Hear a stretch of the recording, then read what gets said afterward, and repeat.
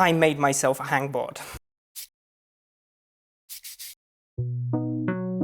I started climbing last spring, and by the summer I thought my fingers had already got strong enough to start training them specifically using a so-called hangboard or fingerboard. You know, yeah, ooga booga, climber brain, you hang on board, hangboard or fingerboard. But the problem with the whole situation is that these things are really expensive, and I don't care how cool the hippie looking climber guy who climbs V17 looks and how sexy he offers you his 20% discount on a hangboarding company.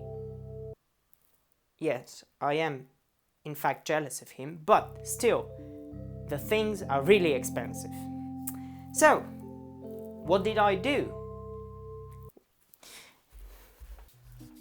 Right, this is the highly sophisticated hangboard, one of a kind, Beast-Master64, as you see here, which I at first thought would be a one afternoon, easy to do, order myself pizza before finishing the whole thing, backyard kind of project, and as all things in life do, proved to take a lot more time. It is in fact still not finished, whilst going a bit over budget and taking place in more than one country, and progressively getting me less clothed.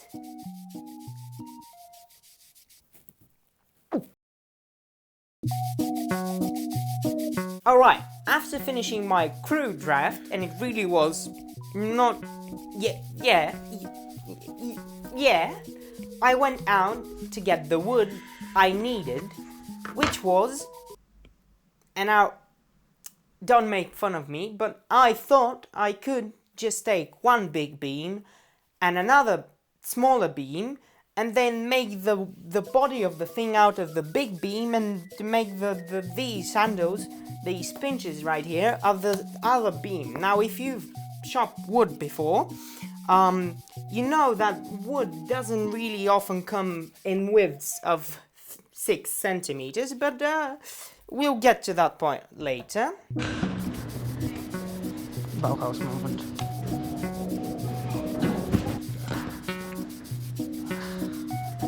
I'm completely lost. Alright kids, today we're going on an adventure to not how buying wood works and so buckle up, it's gonna be a long ride! Yeah, it just doesn't come in all shapes and sizes, wood, that it's you just have planks and that's it. Planks, and but I've heard it's not the shape of the wood that matters, it's how you use it, right? So apparently buying wood is a lot more complicated than I thought and a lot more expensive. I found myself a piece of wood that's basically thrice as long, but it's a third of the thickness I wanted, so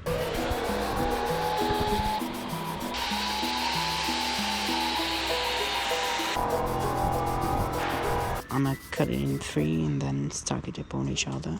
Hopefully it's flat, but I can see a curve already. I will try. We'll see if they can cut it and if it can hold. I have absolutely no idea what type of wood this is. So I bought the big piece of wood and I cut it down in the shop, and now I'm going back in to buy a bucket of wood glue because I'm stupid and I forgot it the first time around, and I had to go back in to get it because I didn't buy it the first time. So I've got everything. I just got the glue.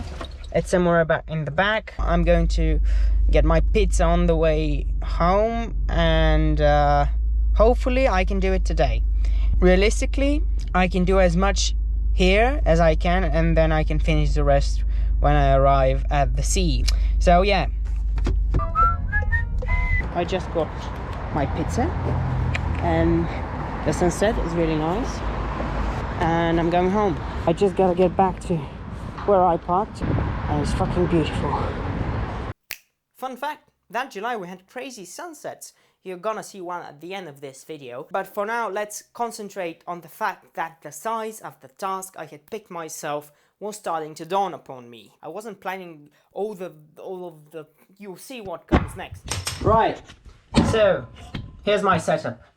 I'm in my kitchen. I have the plans on my iPad, and I'm going to position it as far away from the action as possible, hopefully. And it's 9:05 p.m, so I've got 55 minutes legally, and I'm not going to be done. However, I'm going to start. Firstly, I've got to trim these, and yeah, they're not flat at all. Well, I've got to make do with what I have. Shamalama ding dong. I'm gonna take my triangle. This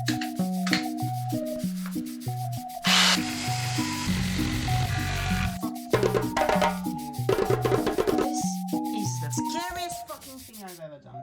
Fucking shit.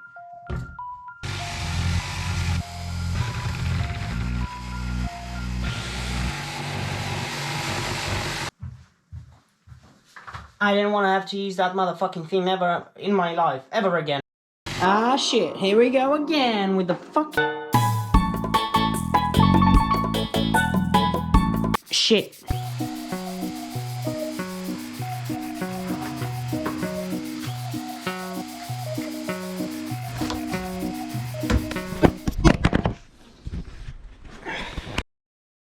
Yeah, I didn't finish it that afternoon. And in fact, we had to take all the drill bits, all the tools, all the wood. I don't think we took the glue actually, but like everything else, we had to take it with us in our car on our surfing vacation in Turkey, where for some reason there wasn't enough wind some of the days, so I decided to get on with my lumberjacking. And I guess a costume change is due.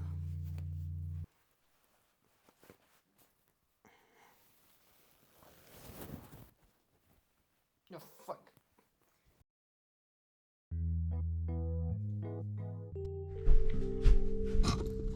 Alright, so the wind was bad, and I'm gonna focus on this baby here.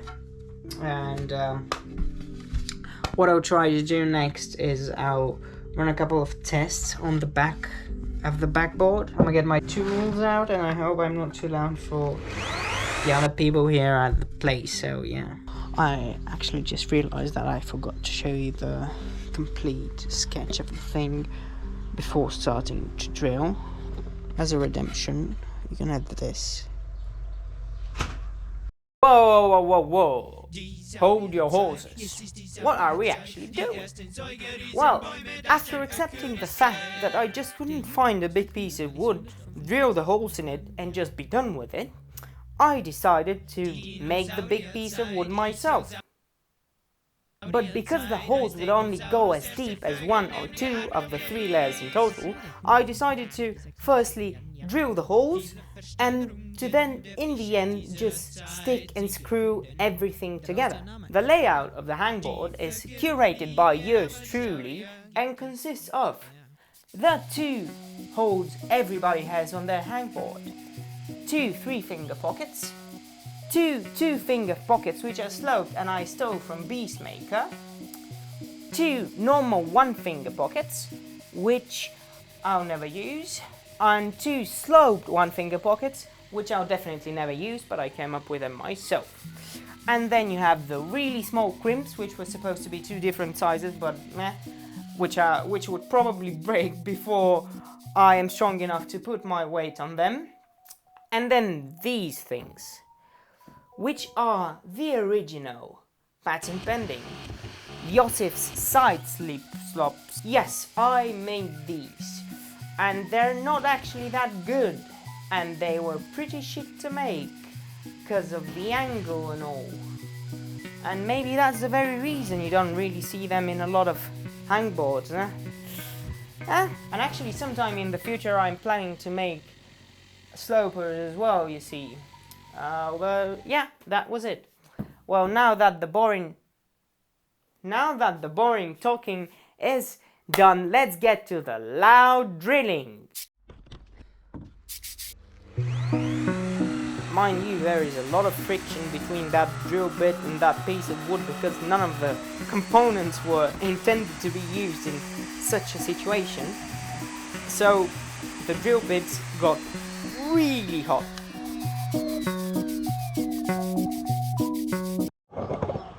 Yep, as you can see, almost got a real hold on this thing. What I originally planned was to use this head and just slide it over, and I just came to the conclusion that that's impossible, so I changed my tactic to using this tool to just like scrape off what's left.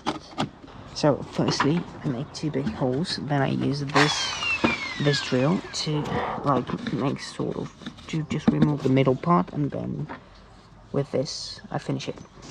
I'll finish it off with some sandpaper, which is completely inefficient, and I've got experience with this, do not fret. I have practiced carpentry for about 3 years. So I wanted to show you my setup for drilling. Wish me luck, and yes, I am barefoot, but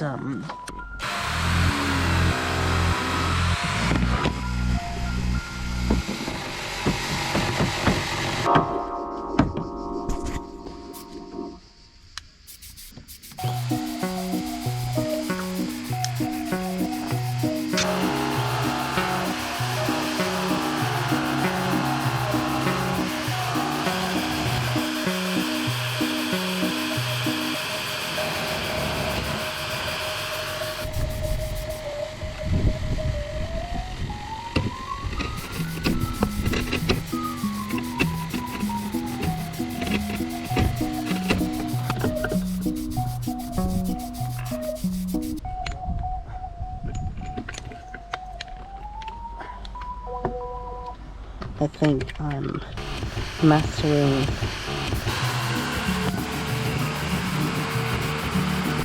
it's working.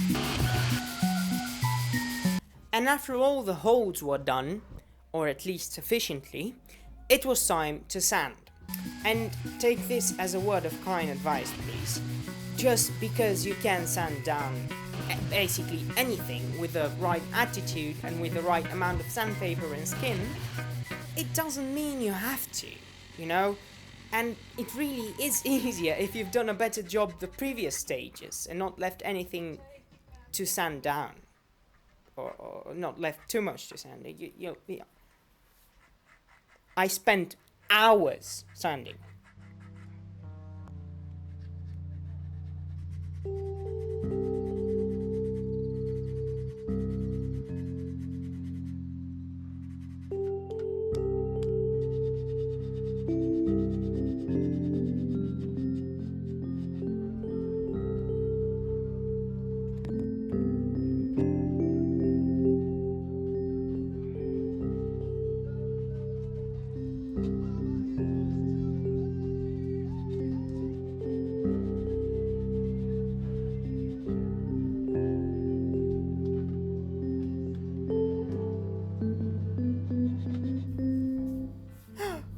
Oh my! I didn't really film the end of the thing, did I? Oh, how very, very silly of me not to have filmed the end of the thing I was filming. How could I possibly make a video out of it now that I don't have the whole thing filmed?